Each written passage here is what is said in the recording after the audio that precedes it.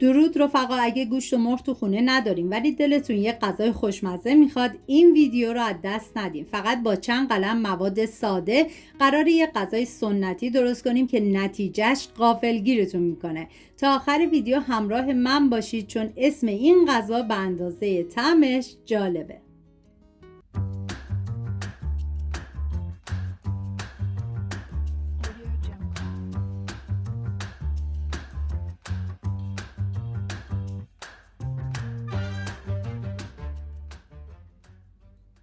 سه عدد پیاز رو با استفاده از دنده درشت رنده میکنم. این غذا برای 5 نفر در نظر گرفته شده. شما بر اساس تعداد نفرات مواد رو کم یا زیاد کنید. بعد از رنده کردن پیاز میریزم داخل قابلمه، هم میزنم، زمان میدم تا آب پیاز گرفته بشه.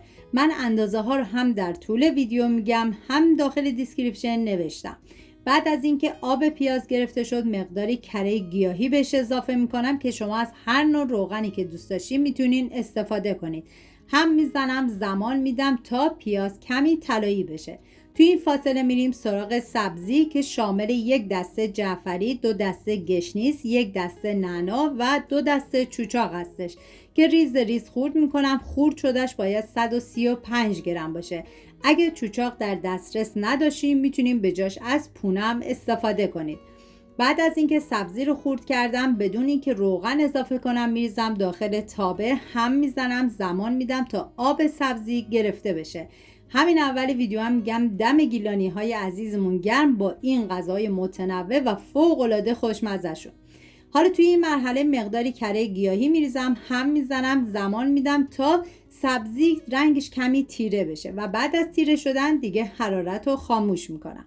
بعد از اینکه پیاز کمی طلایی شد نوبت اضافه کردن ادویه‌ها هست، شامل زردچوبه، فلفل سیاه و نمک. هم میزنم، میذارم ادویه‌ها تف بخورن، عطر ادویه‌ها آزاد بشه. 1 قاشق غذاخوری رب گوجه فرنگی و 2 قاشق غذاخوری رب انار ملس که شما به اساس ذائقتون میتونین از رب انار شیرین هم استفاده کنید. بعد از اینکه ادویه‌ها تف خورد رب رو میریزم.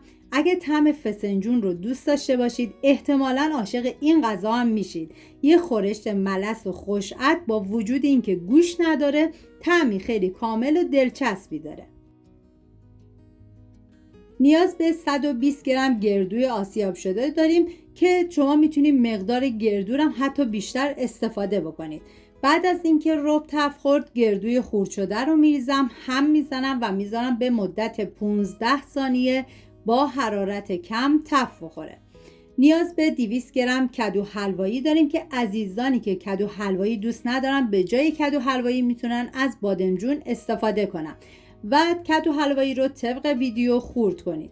و به جرئت میگم یکی از خوشمزه ترین غذاهای اصیل و سنتی ایرانی بود که من تا به امروز درست کردم و بهتون پیشنهاد میکنم که حتما امتحانش کنید. کدو رو میریزم و هم میزنم و نیاز به 150 گرم لوبیا داریم که من از لوبیا چیتی استفاده کردم. شما حتی میتونید از لوبیای رشتی هم استفاده کنید که کاملا سلیقه‌ایه. و لوبیا رو به بقیه مواد اضافه میکنم. سبزی سرخ شده رو میریزم، هم میزنم تا همه مواد با هم دیگه مخلوط بشن. من غذاهای سنتی زیادی درست کردم که لینکش رو داخل دیسکریپشن گذاشتم. دوست داشتید ببینید، درست کنید و از خوردنش لذت ببرید. مقداری آب سرد میریزم و چند تیکه یخ میریزم. زمان میدم تا این خورش بپزه و جا بیفته و به روغن بیاد.